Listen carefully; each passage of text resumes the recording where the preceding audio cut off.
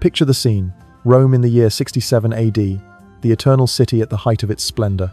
The marble columns of the Forum gleam under the Mediterranean sun. Merchants call out their wares, senators in white togas stride past, and slaves hurry with baskets of figs, scrolls, and amphorae of wine. The empire stretches from the misty isles of Britain to the sands of Egypt, and at its heart beats this city, noisy, restless, alive with power. Into this bustling stage steps the emperor himself, Nero, son of Agrippina, ruler of more than 60 million souls. His arrival silences the air. Guards clear the way. The crowd parts like water before the prow of a ship. All eyes turn to him, for his presence is impossible to ignore. The gilded robes, the heavy crown of jewels, the air of theatrical self-importance. Yet it is not Nero alone who seizes their gaze, but the figure at his side, a young woman, radiant in silks that shimmer with every step, adorned with necklaces that catch the sun, a vision of imperial beauty. She moves with practiced grace, her hand resting lightly on the emperor's arm. To the untrained eye, she could be mistaken for any noble bride of Rome, another ornament of the emperor's extravagance. But the whispers ripple through the crowd faster than wildfire. This woman was not born a woman at all. This figure beside Nero, flaunted before the empire, had once been a boy. His name was Sporus. The murmur spreads. Some cover their mouths in disbelief, others glance away, fearful of speaking the truth aloud. For here, in the heart of Rome, the emperor has done something so grotesque, so unnatural by Roman standards, that even a city long accustomed to scandal feels the chill of unease. What was Sporus's crime? Nothing save for bearing a haunting resemblance to the emperor's dead wife. Nero had taken this resemblance as an omen, as a twisted chance to undo what could never be undone. What he did to Sporus was not an act of love, but of domination, a reshaping of flesh and spirit to satisfy his own grief, madness, and obsession. And it was not done in secrecy. No, Nero paraded Sporus through the streets of Rome, forcing the empire to acknowledge this cruel illusion as if it were reality itself. Imagine, for a moment, standing there among the crowd. You would see the most powerful man in the world smiling, reveling in his fantasy, while beside him walked a teenager whose identity had been stolen, whose body had been mutilated, whose soul carried a burden no one could escape. That single sight, Nero with Sporus, was more than a scandal. It was a symbol of what happens when unchecked power, grief, and obsession fuse into one man's will. This story is not just about Roman excess, nor merely another tale of imperial cruelty. It is about the fragility of human life under tyranny, the way love can be twisted into possession, and how a boy's very existence was erased to serve as a mirror for a dead woman. The name Sporus may be unfamiliar to many today, but once heard, it lingers like a shadow. His life was consumed by someone else's grief, his identity overwritten by a fantasy, his suffering woven into the legend of an emperor. And to understand how Rome arrived at this grotesque moment, how an emperor who once inspired hope descended into madness, we must step backward. For Nero was not always a monster. He began as a boy king adored by his people, a ruler who might have ushered in a golden age.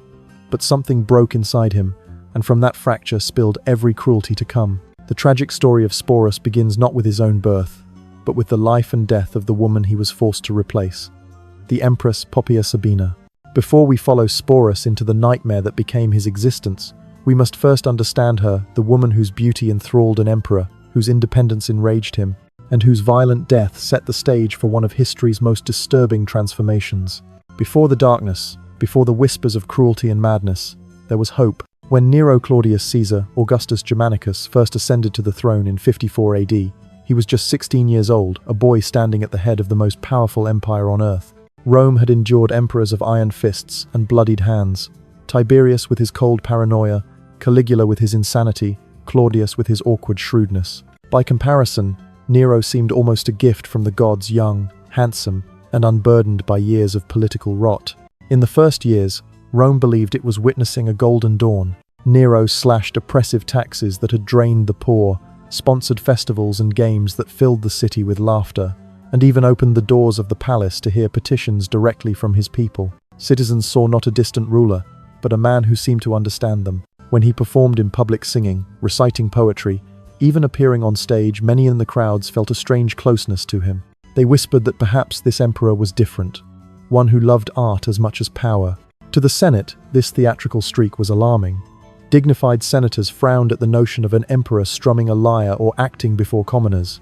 But to the masses, It was intoxicating. Rome was weary of emperors who ruled like distant gods of war. Nero was human, approachable, a boy king with a smile. For a moment, it seemed as though the empire might turn a corner towards something gentler, something brighter. But in Rome, hope was always fragile. The empire was too vast, the throne too lonely, and the human mind too easily warped by the weight of absolute power. The boy who began with promise was surrounded by serpents, advisors whispering flattery, soldiers watching for weakness, and family members who plotted like wolves, circling their prey. His own mother, Agrippina the Younger, had helped secure his throne, but her iron hand soon clashed with her son's rising pride. He feared her, resented her, and ultimately orchestrated her murder. That act alone, the killing of the woman who had given him both life and power, was the first true crack in Nero's soul. Imagine the isolation. Imagine knowing that everyone in your court watches your every move not out of love, but fear. Imagine the silence of being emperor, where no one dares to contradict you, no one dares to say, "You are wrong." Nero, barely more than a boy, lived in a cage gilded with power, where every word he spoke became law, every whim became reality. And slowly, the joy of ruling turned to paranoia. He began to see enemies everywhere, senators who still whispered the name of Octavia, generals who dreamed of replacing him, even poets who mocked him in satire. By 65 AD, Rome had already begun to fear the young emperor they once adored. The Senate saw his extravagance as recklessness, the elite grumbled about bankrupt treasuries, and soldiers questioned his judgment. What began as the reign of an artist emperor was mutating into something else, a ruler whose soul was hollowing out, whose passions burned not as love but as obsession. His paranoia needed a vessel, his emptiness needed to be filled. And into this void stepped a woman who would define the rest of his life, Poppaea Sabina. Her beauty was like a spark in dry tinder. Where others cowered before Nero, she captivated him. Where others flattered him, she dared to intrigue him. And in her reflection, he began to see not the hopeful boy emperor he once was, but the distorted man he was becoming. The tragedy of Sporus cannot be told without first telling the tragedy of Poppaea, the empress whose allure consumed Nero's reason, and whose death would shatter what remained of his humanity. She arrived in Nero's world like a flame in a room full of shadows. Poppaea Sabina was not just beautiful, though every source agrees her beauty was startling, the kind that silenced conversations when she entered a room. She was also intelligent, witty, and ambitious, a woman who knew the value of her presence and wielded it like a weapon.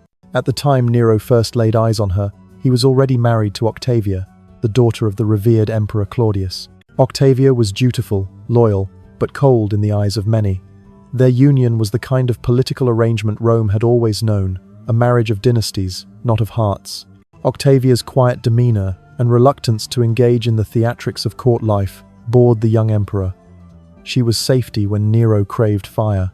Poppaea, by contrast, was fire itself. Vivacious, confident, dazzling in her silks and jewels, she was a woman who thrived on attention. While Octavia turned away from the public gaze, Poppaea commanded it, and Nero, still a boy in many ways, was captivated. The affair began in whispers, as so many Roman scandals did. Secret meetings, stolen glances at banquets, hushed laughter in shadowed corners of the palace. But it did not remain hidden for long. Nero was never a man who could keep his desires in the dark.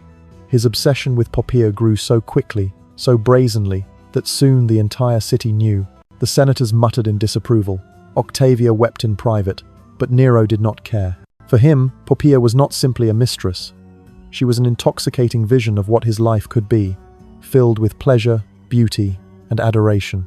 He lavished her with gifts that spanned the known world, pearls from India, silks carried along the Silk Road from China, perfumes distilled in the deserts of Arabia. Each gift was not merely a token of affection, but a demonstration of his power. With every jewel and gown, he was saying, "Look what I can command for you. Look what I can make Rome itself deliver to your feet." But gifts were not enough. Nero's obsession demanded more. Soon, he began stationing guards around Poppaea wherever she went. Ostensibly, it was for her protection, but everyone knew the truth. The guards were there to watch her every move, to ensure no other man dared glance too long, speak too boldly, or dream of her in ways Nero believed belonged only to him. Historians of the time describe Nero's passion for Poppaea as something closer to possession than love. He was enthralled by her, yes, but in a way that consumed him, that left no room for reason or restraint. This was not affection. It was an obsession that demanded control. And still, Poppaea played her role with remarkable finesse. She was no passive ornament. She knew the danger and the opportunity her position presented. Her beauty and Nero's fixation gave her extraordinary influence in court, and she used it to advance her family's wealth, strengthen her network of allies, and secure protections that few women in Rome could ever dream of. She was ambitious, but not foolish. She understood her life depended on Nero's favor, and yet she wielded that favor boldly. The affair that began as scandal soon transformed the very structure of power in Rome. Nero divorced Octavia, shocking the empire and angering the Senate. It was a dangerous move, for Octavia was beloved by the Roman people, seen as pure and dignified compared to the spectacle of Poppaea. The public grieved for Octavia, but Nero was unmoved. He married Poppaea in a ceremony that redefined opulence, golden arches, endless banquets, music and dancing that lasted for days. Rome had never seen a wedding like it. In that moment, Poppaea was no longer just the emperor's mistress. She was Empress of Rome, elevated above all others, the most powerful woman in the known world. Yet in her triumph lay the seeds of tragedy. For Nero's devotion was not the kind that nourishes or protects, it was the kind that devours. Even as their wedding feasts still echoed in the halls of the palace, Nero's obsession deepened into something more dangerous. Poppaea had secured her crown, but she had also chained herself to a man who would never allow her to be anything but his possession. And when love transforms into possession, the line between passion and destruction grows perilously thin. Marriage did not cool Nero's fire for Poppaea Sabina, it inflamed it. If the emperor had once been a boy entranced by a beautiful mistress, now he was a ruler who believed he had finally captured perfection itself. But what Nero called devotion was, in truth, an obsession that grew darker with each passing day. The palace became her gilded prison. Nero ordered guards to shadow Poppaea at all times. In public, they were her escort. In truth, they were his spies. Every conversation, every passing glance, every sigh was reported back to the emperor. What had begun as a gesture of protection soon revealed itself as suffocating control. She was not to be admired by others. She was not to be courted by whispers of the Senate, or even by the eyes of passing soldiers. She belonged to him, and him alone. He lavished her with gifts that strained the empire's coffers, necklaces dripping with emeralds, silks dyed in Tyrian purple, perfumes more expensive than gold. Ships were sent to distant ports simply to fetch trinkets that might please her. But these treasures were not tokens of love, they were symbols of ownership, reminders that her splendor was a reflection of his wealth and power. More troubling still was Nero's hunger to immortalize her beauty. He commissioned portraits, busts, and statues of Poppaea, in such numbers that Rome itself seemed to overflow with her image. Her likeness appeared not just in public spaces, but in Nero's private chambers, where he surrounded himself with paintings of her reclining, smiling, gazing back at him with painted devotion. Ancient writers tell us that Nero would spend hours simply staring at these images, as if the real woman by his side were not enough. He was not content to live with her, he needed to remake the world, so that she existed everywhere, so that he could never escape her presence. And yet, possession did not satisfy him. Nero sought to erase any bond Poppaea might still have with her family or friends. He cut her ties to those she trusted, replacing her circle with courtiers loyal only to him.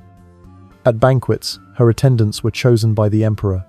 Her conversations were curated by his approval. She was empress, but she was also prisoner, a jewel, locked inside a box only he could open. For Poppaea, this was both peril and power. She was intelligent enough to see that Nero's infatuation made her untouchable, at least for the moment. She wielded her influence carefully, advancing her family's standing and securing allies in the Senate. She could persuade Nero to bend policies, to grant favors, even to exile rivals. Few women in Roman history had commanded such sway. But Poppaea also understood the fragility of this power. It existed only so long as Nero's obsession endured. And here lay her most dangerous trait. Unlike the rest of the imperial court, who bowed and scraped before the emperor's every whim, Poppaea was not afraid to speak her mind. She challenged him. She teased him when his performances on stage fell flat, criticized his political decisions when they risked disaster, even argued with him in private chambers when he placed spectacle above duty. Her independence of spirit, so rare in the suffocating world of the Roman court, was the very thing that had drawn Nero to her. But it was also the thing that planted the seeds of her doom, for obsession cannot tolerate defiance. Nero, who demanded absolute control of the empire, began to crave absolute control of her. His love was no longer love, it had curdled into possession so total that any resistance felt like betrayal. The guards, the statues, the silks, the jewels, all of it was merely a fragile veil over a marriage that was becoming a battlefield. Theirs was no ordinary imperial scandal. It was a dangerous game in which one misstep, one wrong word, might ignite the emperor's fury. And Poppaea, for all her brilliance and beauty, could not forever escape the cost of being loved by a man who had confused devotion with domination. Soon, her defiance would clash with his obsession, and the outcome would not be a quarrel, but a tragedy written in blood. By the time Poppaea Sabina wore the crown of Empress, she had become the most envied woman in Rome. She dined on delicacies imported from distant provinces, slept beneath sheets softer than clouds, and commanded a retinue of servants who catered to her every gesture. From the outside, hers was the dream of every Roman noblewoman, to rule at the side of the most powerful man on earth. But those who envied her could not see the invisible chains that bound her, nor the peril that came with Nero's obsessive devotion. For Nero did not see Poppaea as an empress to be honored or a wife to be cherished. He saw her as his creation, his possession. Every glance she received from another man was a threat. Every whispered word from a courtier might be betrayal. His jealousy was so violent, so unpredictable, that attendants at banquets would deliberately avert their eyes when serving her wine, fearing that even an accidental gaze might cost them their lives. Poppaea understood the dangerous balance she was forced to walk. She had wit enough to harness Nero's obsession for her own purposes. With a whisper in his ear, she could secure positions for her allies, exile her enemies, and bend imperial policy in ways that advanced her own family's fortunes. Ancient writers describe her as cunning, even ruthless, and in the deadly politics of Rome, such traits were not flaws but survival tools. To many, she was not just a beauty, she was a queenmaker in her own right. And yet her brilliance carried risk. Unlike the senators and sycophants who bowed to Nero's every whim, Poppaea did not always mask her thoughts. She had the audacity to criticize the emperor when she thought him foolish, to question his policies, to laugh however gently at his artistic performances when he faltered. This candor was intoxicating to Nero in moments of passion, for it set her apart from the cowards who surrounded him. But it was also dangerous. His love was not a steady flame but a wildfire, unpredictable, all-consuming, and ready at any moment to scorch what it touched. Rome, too, grew restless under their union. Octavia, the discarded first wife, had been beloved by the people for her modesty and restraint. Her exile, and later her suspicious death, stoked fury among the masses. Riots broke out in the streets, citizens crying out her name, demanding justice. Nero's answer was swift and merciless. Octavia was accused of adultery, a charge few believed but none dared contest. She was banished to the island of Pandateria, and soon after executed. Her head was sent to Poppaea, a grim trophy of the cost of replacing her. It was a chilling reminder that in Nero's Rome, no woman was truly safe, not even an empress. To wear the crown was to sit atop a throne built on bones, always one breath away from ruin. Still, for a time, Poppaea managed to thrive in the treacherous landscape of the imperial court. She used her influence to shape policy, to elevate her allies, to secure Rome's admiration through grand displays of wealth and culture. She seemed untouchable, the goddess of Nero's world, the axis around which his obsession spun. But even as she wielded her power, cracks were forming in the foundation of their marriage. Nero's jealousy was deepening into paranoia. His affection for her, once intoxicating, was becoming suffocating. And Poppaea, never one to cower, continued to speak her mind. Every argument between them carried with it the tension of impending disaster. Courtiers whispered of raised voices behind closed doors, of nights when Nero stormed from her chambers enraged, of mornings when Poppaea appeared pale but unbowed. Theirs was a union balanced on the edge of a knife, and then came the day when the knife cut too deep, when words turned to violence. And the empress, who had captivated Rome with her beauty and ambition, met a fate that would change not only her life, but the life of a young boy named Sporus, waiting unknowingly in the wings of history. The year was 65 AD, and behind the gilded doors of Nero's palace, the emperor and his empress descended into yet another quarrel. To outsiders, their marriage still glittered with luxury, lavish banquets, foreign perfumes, and triumphal processions. But within the walls of their chambers, it was a battlefield of words and tempers. Poppaea Sabina was pregnant then, carrying what might have been Nero's heir, a child who could have secured the emperor's fragile line. The empire expected stability, but instead Rome simmered with unrest. Rebellions flickered across the provinces. Senators whispered their disapproval. The Praetorian Guard, Rome's shield, was no longer unquestioningly loyal. And yet, Nero, ever the performer, continued to spend his nights racing chariots, singing on stage, and drowning himself in spectacles. Poppaea, bold as ever, did not hold back. Ancient sources tell us that she accused him of neglecting his duties, caring more for applause than for empire, more for his vanity than for her and their unborn child. Tacitus describes her words as sharp enough to pierce the emperor's pride. She dared to suggest that Rome itself was crumbling while he played at being an artist. For Nero, such defiance was intolerable. He had executed senators for less. He had banished generals for whispers. To hear it from his wife, the very woman he believed was his possession, was like acid on his pride. The details of what followed shift depending on the historian. Some say it was a single, furious kick. Others describe a sustained beating, the emperor's rage exploding into violence. But all accounts agree on one thing. Nero struck Poppaea with such force that she collapsed, her body broken, her unborn child lost. Silence must have followed, terrible, suffocating silence. Imagine the marble floors stained beneath her, the sudden awareness of what had just occurred. This was not some faceless victim in a riot, not a senator silenced by decree. This was the woman he had claimed to adore, the empress who had filled his life with obsession.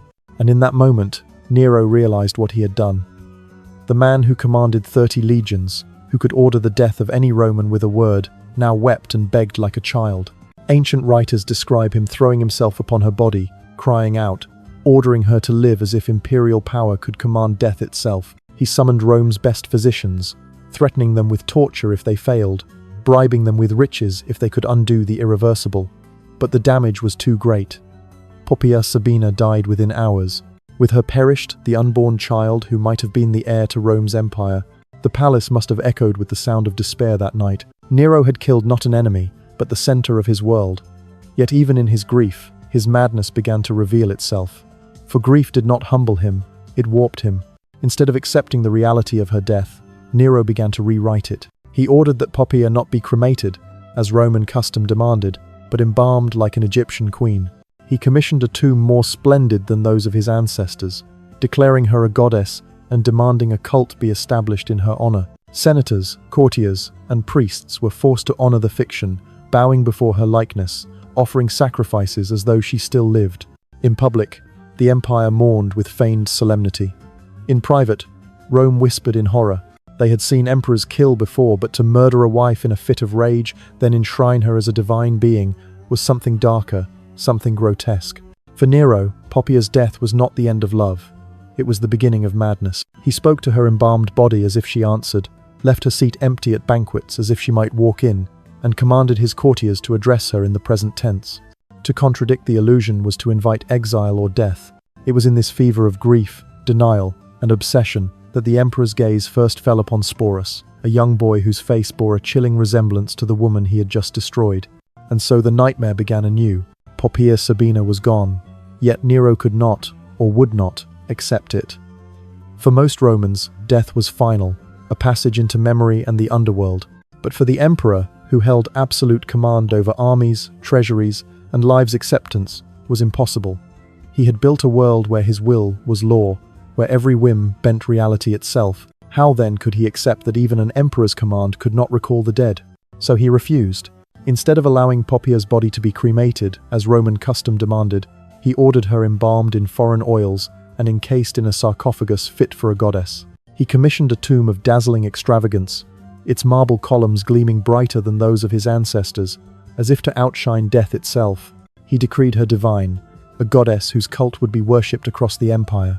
Priests were appointed to perform rituals in her honor, altars burned with offerings to an empress who no longer breathed. But it was not only public reverence, Nero demanded. Within the palace, he spun a fiction so elaborate that even his closest courtiers were forced to play along. Poppaea's chambers remained untouched, her perfumes, her gowns, her jewels all carefully arranged as if awaiting her return. At banquets, her couch was left vacant, her golden cup polished and waiting. Courtiers were ordered to address her in the present tense, as though she lingered just beyond the marble walls. To falter, to suggest the truth, was to invite exile or worse. Nero himself spent hours speaking to her embalmed body, issuing pleas, confessions, and declarations of love, as if she might stir in answer. Ancient sources describe him weeping over her form, commanding her to rise, or whispering softly, as though in intimate conversation. His grief was no longer mourning, it was madness taking shape, an emperor trying to conquer death with delusion. To Rome, this was both terrifying and pathetic. The man who ruled the known world, who could summon legions with a gesture, had become a widower, enthralled by his own hallucinations. But beneath the pity lay dread, for his power made this madness dangerous. No one dared break the illusion.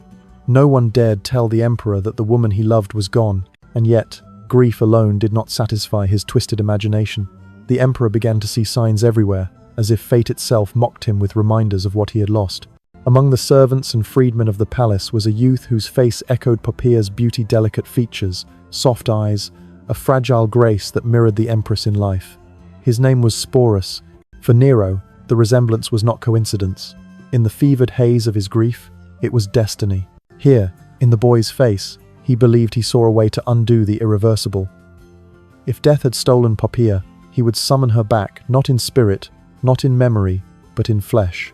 And thus the stage was set for one of the most chilling acts in Roman history, the transformation of a boy into the ghost of an empress, a living doll molded by imperial will.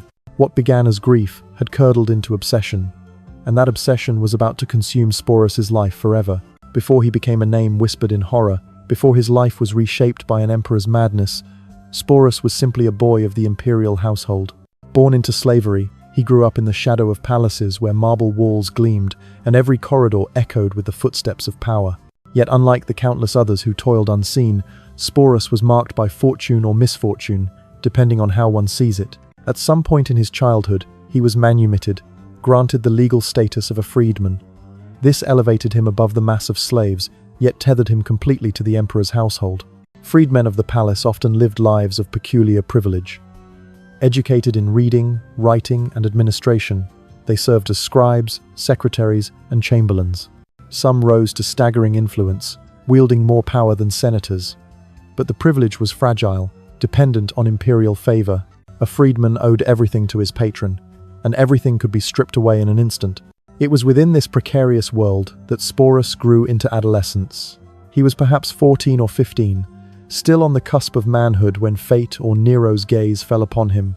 Ancient sources describe him not as a figure of political ambition or cunning, but of beauty. His face, they say, bore an uncanny resemblance to the late Poppaea Sabina. The curve of his cheekbones, the softness of his eyes, the delicate structure of his features, all of it reminded Nero of the empress whose loss had shattered his sanity. To Roman eyes, this resemblance was not merely physical. In their world, appearance hinted at essence. Likeness suggested a hidden link between souls. For Nero, already teetering on the edge of delusion, Sporus was not simply a boy. He was a vessel, a chance to bring Poppaea back into his world. Imagine the moment. The emperor, still grieving, still speaking to a corpse embalmed in perfumes, sees a boy whose face mirrors the woman he had destroyed. To a mind unbroken, it might have been a haunting coincidence. But to Nero, it was revelation. He may well have believed he was seeing not Sporus, but Poppaea reborn in another form. And here begins the cruelty. Nero could not resurrect the dead, but he could bend the living. The one obstacle was Sporus's sex. He was male. But what was gender to a man who believed his authority rivaled the gods?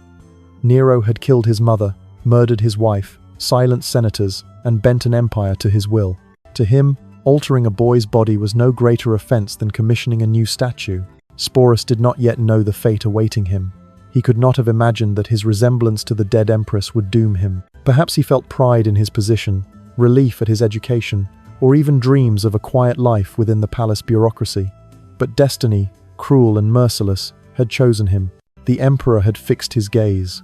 And once Nero wanted something, no force in Rome could stop him. The courtiers must have shuddered when they realized what was to come. They had already seen Nero remake reality to suit his grief, an embalmed corpse treated like a goddess, an empire forced to pretend. Now he would go further. He would refashion a boy into the very image of a dead woman. And so Sporus stepped into history not as himself, but as the shadow of another. His tragedy was not that he resembled Poppaea, but that Nero saw in him the means to erase death itself. That resemblance would become his curse, a chain heavier than any iron. What followed was not affection, nor even possession. It was a calculated act of cruelty, a deliberate unmaking of Sporus's humanity. Nero's grief had found its vessel, and the boy's life was about to be rewritten with blades, paint, jewels, and lies. For Nero, Sporus was no longer a youth of the palace. He was Poppaea's echo, a shadow that could be molded into her image. The emperor's grief had twisted into obsession, and his obsession demanded action. To him, there was one obstacle. Sporus was male. But in a world where Nero's will had become law, even nature itself could be forced to obey. He summoned physicians, Rome's most skilled, men trained in crude but daring procedures. Their task was not to heal, not to save a life, but to alter one irreversibly. Ancient historians do not flinch in their descriptions. Nero ordered Sporus to be castrated, stripped of the manhood that defined Roman identity, forced into a body that would never grow into the shape destiny had intended. Imagine that day. Guards dragged Sporus into chambers lit by oil lamps, their flames dancing against bronze surgical tools laid out on a table. There was no mercy in the room. The physicians, under threat of torture should they fail, approached with knives and cauterizing irons. There was no anesthesia as we know it, only crude herbs or wine to dull the edges of agony. The boy, held down by soldiers, would have screamed into the cold marble walls while the emperor's command was carried out. If he survived, and many did not survive such mutilations, his life would never be the same. The physical pain would have been excruciating, but worse still was the psychological wound. Rome valued masculinity above all. The soldier's body, the father's role, the citizen's authority. To be denied, this was to be cast adrift, no longer fitting into the roles that structured Roman society. Sporus had not only lost his future as a man, he had lost the right to belong. But Nero was not finished. The surgery was only the beginning of the transformation. Once his body was altered, Sporus was clothed in silks designed to mimic the draping elegance of Poppaea's gowns. Seamstresses labored to hide the traces of his youth beneath flowing fabrics. Jewelers placed upon him ornaments that had once adorned the dead empress, herself rings she had worn, necklaces that had brushed her skin. They were not gifts but shackles, binding Sporus to her memory. Tutors were assigned to him, not to educate in philosophy or governance, but to teach the art of becoming someone else. He was instructed in how to walk with a woman's sway, how to lower his eyes demurely, how to arrange his clothing when seated upon a couch. Voice coaches drilled him to soften his tone, to speak in higher pitches, to shape his words with feminine affectation. Every movement was monitored, corrected, and remade until his own identity dissolved. Each morning, Sporus would awaken to mirrors that reflected not the boy he had been, but a stranger fashioned by cruelty. Every gesture, every look, every word was part of a theater he had no choice but to perform. It was not merely that Nero forced him to resemble Poppaea, it was that he forced him to become her, to act as if her soul had been reborn in his fragile body. The palace must have been heavy with silence during these preparations. Courtiers, already accustomed to playing along with Nero's illusions, now watched as a living boy was turned into a grotesque effigy of the dead empress. None dared speak against it. To voice objection was to risk exile or execution. So they played their parts, nodding approval, bowing to the fiction, and offering congratulations as if the emperor's nightmare were a triumph. For Sporus, there was no escape. Each day was another layer of self erased, another stitch sewn into a costume he could never remove. His name remained, but his identity was gone. The boy had been broken, and in his place stood a living doll dressed, painted, and trained to satisfy an emperor's madness. By the spring of 67 AD, Nero was ready to unveil his grotesque creation. The boy Sporus had been remade in flesh and spirit, molded into the likeness of Poppaea Sabina. Now, the emperor declared, it was time to marry him. Not in secrecy, not behind palace walls, but in a full imperial ceremony that would force the entire empire to bear witness. Preparations began months in advance. Nero ordered Rome's finest seamstresses to craft bridal gowns worthy of an empress. Silks imported from the east shimmered in the light, woven with threads of gold. Jewelers fashioned diadems and necklaces studded with emeralds, sapphires, and pearls, many of which had once belonged to Poppaea herself. Sporus, barely more than a teenager, was dressed not as a servant, not even as a consort, but as the very image of a divine bride. The palace halls were draped with garlands of flowers carried in from distant provinces. Thousands of oil lamps illuminated the grand chamber, their flames casting a surreal glow on walls carved with victories of Rome's legions. Musicians rehearsed wedding hymns, their instruments trembling with the knowledge that they would accompany a union both unprecedented and horrifying. When the day arrived, the court gathered in uneasy silence. Senators, generals, priests, and nobles filed into the hall, their faces masks of forced joy. None dared to show disapproval, though in their hearts they quaked. They had seen emperors indulge in debauchery before, but this was something altogether different. Here was Rome's ruler marrying a boy surgically altered to resemble his dead wife, parading delusion as destiny. The ceremony itself mimicked every tradition of Roman matrimony. Sporus, renamed Sabina after the dead empress, was veiled like a bride. Nero took his hand in the dextrarum iunctio, the sacred clasp of right hands symbolizing union. Sacred bread was shared, vows were exchanged, and documents signed, granting the marriage the full weight of Roman law. Priests offered blessings to the gods, their voices steady though their hearts surely faltered. To the unknowing eye, it might have looked like any other imperial wedding, a spectacle of wealth, music, and ritual. But those who knew the truth could feel the weight of horror pressing on their chests. Here was the Emperor of Rome, the man who commanded the world, marrying not a woman but a phantom sculpted from grief. The guests played their parts with desperate precision. They smiled, they applauded, they presented expensive gifts, each gesture a performance in the theater of fear. Behind their masks, though, their thoughts must have churned. What depths of madness have we sunk to? What will become of Rome when its emperor bends reality itself to this degree? And Sporus, how must he have felt beneath the veil? Standing before the empire, draped in silks that disguised his body, jewels that once belonged to a dead woman, playing the role of bride while knowing he was still a boy. Every step he took, every vow he uttered, was not his own. It was Nero speaking through him, remaking him into a vessel for obsession. When the ceremony ended, the crowd erupted in rehearsed cheers. Musicians struck triumphant chords, wine flowed, food piled high, laughter forced its way through trembling lips. Yet beneath the spectacle, an unspoken terror lingered. Rome had witnessed something unprecedented. The emperor's grief transfigured into ritual, his madness consecrated as law. From that day forward, Sporus was no longer merely Sporus. He was Empress Sabina, wife of Nero, paraded at public functions, seated beside him at banquets, treated with the honors of a queen. But the crown upon his head was not made of gold alone. It was forged from the erasure of his identity, the destruction of his future, and the unbearable weight of being forced to live as someone else's ghost. After the wedding, the charade became permanent. Sporus was no longer a youth of the palace, no longer even himself. He was Sabina, the resurrected empress, a living extension of Nero's grief. Rome, in its silence, accepted the illusion. And so the boy was wrapped in silks, crowned in jewels, and forced to live a lie that consumed every moment of his existence. On the surface, his life seemed enviable. He was given his own household staff, attendants who obeyed his every command. He traveled in a litter draped with purple, guarded by soldiers, escorted like true royalty. Gold coins from the imperial treasury paid for his feasts, his gowns, his perfumes. When he appeared in public beside Nero, people bowed to him as they would to any empress. But beneath the luxury lay chains far heavier than iron. Every day, Sporus was compelled to perform the role of Poppaea.